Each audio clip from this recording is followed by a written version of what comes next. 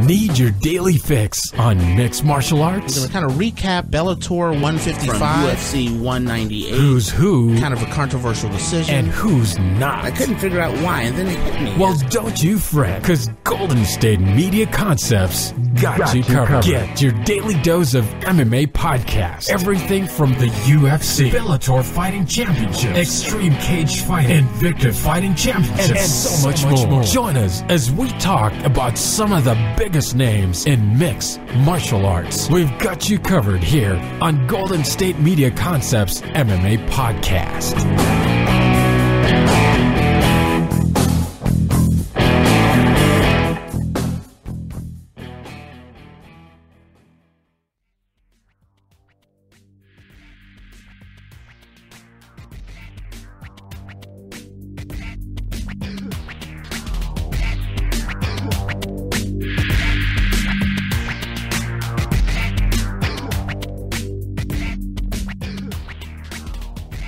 All right, and we are back, and we are about to cover what's been going on with Chris Cyborg and the announcement of Chris Cyborg's new contract and the fact that she has just agreed to fight Holly Holm. But before we do this, I want to. Will has been with us on air with us. Say hi, Will. Hi. Never say hi to me like that ever again in life. Hi. And the very sweet but extremely tough, we also have Sarah. Now I can't even say hi. I'm just laughing at you. You're quietly strong. I was going to say hi, but then I was laughing too hard. Yeah. So we got Will, Sarah, and myself, and we are going to talk about Chris Cyborg and Holly Holm. And first off, was any of you guys surprised that they signed this contract? Not really. I mean, they need to do something, and that division. I mean, if they're going to do anything with that division, they have to figure something out. So right now, it's like Cyborg's the only person in that division, so they better do something with her, and they better figure out what's going on with her contract. What about you, Will? I'm not surprised, but it seems like the division is as thin as any division has ever been. Okay. The reason why I'm surprised is the contract that they gave. It sounds like it's only like 15 months. Don't quote me on it. It's a very short period. It's like it's not like a 2-year contract or no. You're right. It's 15 months. It's 15 months with the right? possibility of 4 fights. Yes, 4 fights or 15 months, and then she's a free agent. But she also has that champions clause that all UFC fighters have, is a champion clause. Were you surprised that they only made it a 4-fight deal for 15 months, Will? No, this is the Cyborg experiment era. We're going to see how it plays out, and I think that's what the UFC is doing. And to me, it's rightfully so, because they're seeing how little and thin this division is attracting in terms of excitement, so I think that's what's happening here. Now, and I agree with you on that one. My big problem is it is clear they're not 100% committed to Cyborg as of yet. It's kind of a wait and see situation but you still have the greatest women's mixed martial arts fighter in history. Now, the next thing is, let's talk about the fight. There was a lot of things being held up with this fight, and I thought this fight was dead. And now it is going to happen now. I'm going to start with, who wants to go first? It's either you or Will. How you think this fight's going to go, and who do you think is going to win? Oh, go ahead, Will. All right, so I see this fight as being a mauling. I think Cyborg. I was shocked you put said it mauling. On Holly, and I just don't see. I don't see Holly being able to handle her pressure. She didn't look very impressive against Besh Correia, and that was Besh Correia. This Cyborg is another level to this game. She's got the weight advantage. She's got the size advantage. It's not to me, it's not going to be pretty. Interesting. So okay, so I'm going to say you need to go next because you have like the opposite opinion. Okay, so then Sarah's directing me. Okay, this is not like the Tanya Evernger thing where I was just making a statement because you know I love Tanya and that's my little man crush, or platonic crush. That wouldn't be a man crush. That would be more of a platonic crush on Tanya Evernger. This is a straight up take. Sarah, I have, and I'm going to use the old WWE moniker here. The Legend Killer is going to rear her ugly head again. Not saying that Holly's ugly, just saying that Christy Martley was the most dangerous woman boxer in the world. Holly stopped her. Ronda Rousey was the most feared UFC fighter. Holly stopped her.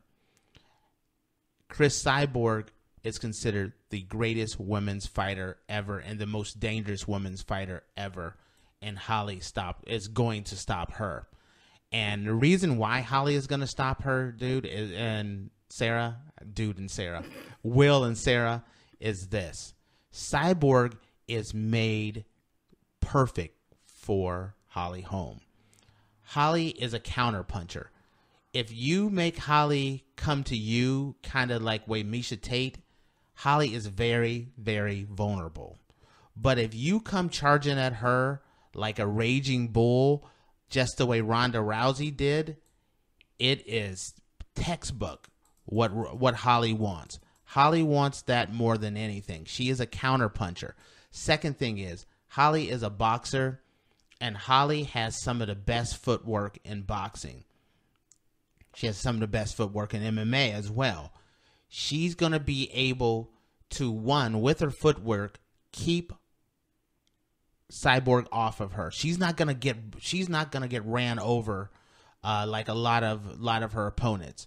Second thing is, Holly can shoot for angles and not take a lot of punishment, unlike everyone else. Holly can keep her distance and counter off of the aggression that Cyborg has, hit her with angles, and Holly can knock out a man with that head kick of hers. And she has caught many, many fighters. I always go back to like Rashard Evans talking about him sparring with her, and he wasn't paying attention, and she caught him with that head kick. That head kick is dangerous. I see, and this is not my heart. Styles make fight. I got Holly winning this straight cold. As a matter of fact, I'm willing to even put my money where my mouth is on this one. I'm actually going to place a bet on this one. This is going to be an upset. Will, do you think I'm crazy? And Sarah, how crazy am I? You want to go first, Sarah? I don't think you're crazy. I see where you're coming from, and I think if Holly can get past that first initial rush that Cyborg tends to do, that it's going to be a pretty evenly matched fight, that they are going to be that she's going to be able to stand up against what Cyborg brings. I don't have the total level of confidence that you do that Holly's going to nail her with that head kick, but if she does, I mean, it's definitely a possibility. Now, for me, you know that I always come at these things with a little bit of not ever wanting anybody to lose, but okay. and I like them both, and I feel like they both have so much riding on this fight, and I just, it's hard for me because they do have so much. Holly lost 3 in a row, and then she won, and she kind of came back a little bit, but she's still on shaky ground. Cyborg is in this kind of wait-and-see holding pattern with the UFC, where she's in the UFC, but she's not really being that well supported by the UFC. So I want good things for both of them, dang it. Well, not everybody gets fruit cup here, so no. I want there's fruit a winner cup for and a everyone, loser. darn it. Check out the show built around the women of MMA. From the UFC, Invicta FC, Bellator, and One Championship. We got the fights covered. It's the Golden State Media Concepts Women's MMA Podcast. The latest news of upcoming fights, discussions of previous matches. Join us as we talk to and about the biggest names in women's mixed martial arts. Past, present, and future. When it's the women's fight game, you know where to listen to. The Golden State Media Concepts Women's MMA Podcast.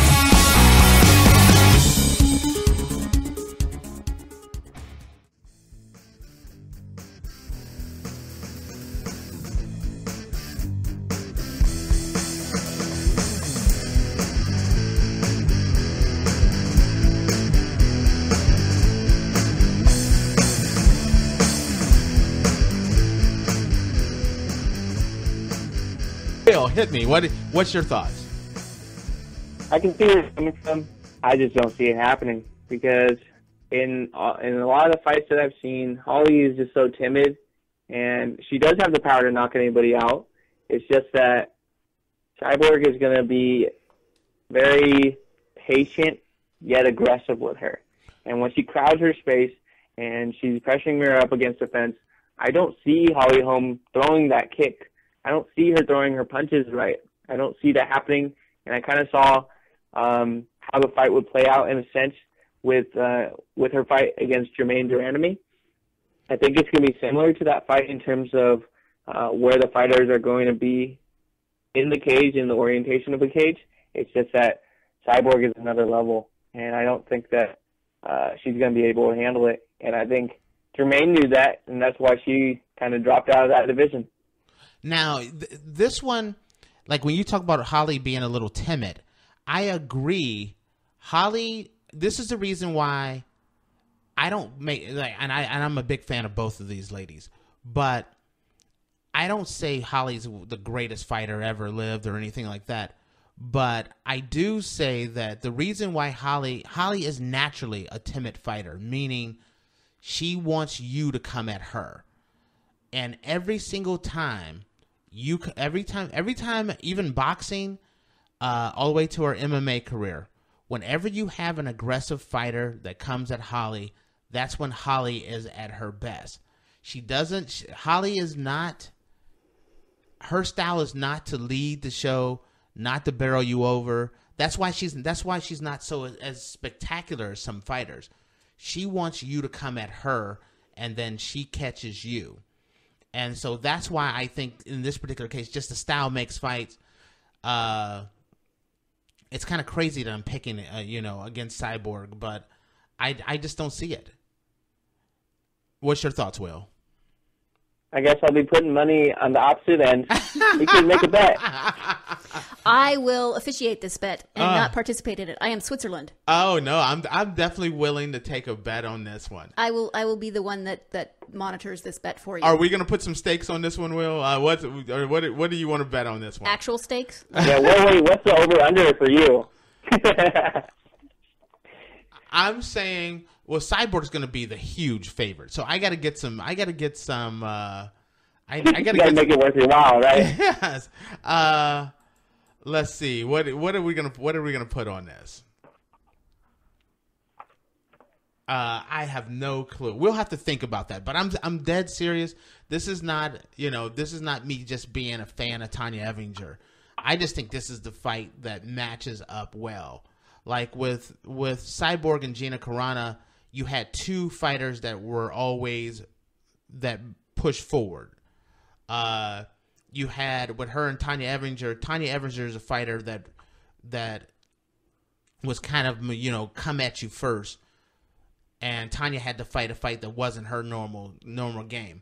Holly's gonna be happy, moving and hopping around and moving and jabbing and keeping her at a distance and not getting caught on the cage. And you don't see a lot of people catching Holly on the cage. So that's why I just think it's going to be an interesting one. Anyone else has any more any other thoughts on this before we wrap this one? Well, it's a little bit over a month away, so we'll be talking about our wager pretty soon. You know what? We got to think about this one because I'm thinking we have to put something real.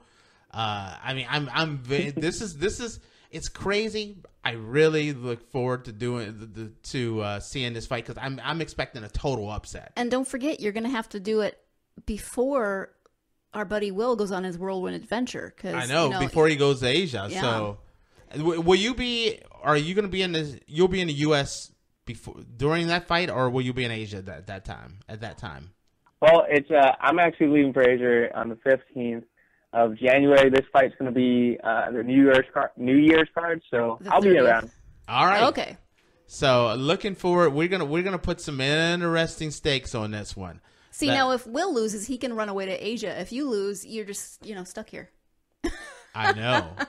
Also, before we wrap this one up, one other thing is Kat Zingano is actually just going to change the subject to another female fighter in that division. And picking of someone that wants to fight Cyborg, is that Kat Zingano will be coming back. I think at the end of this year, or the beginning of next year.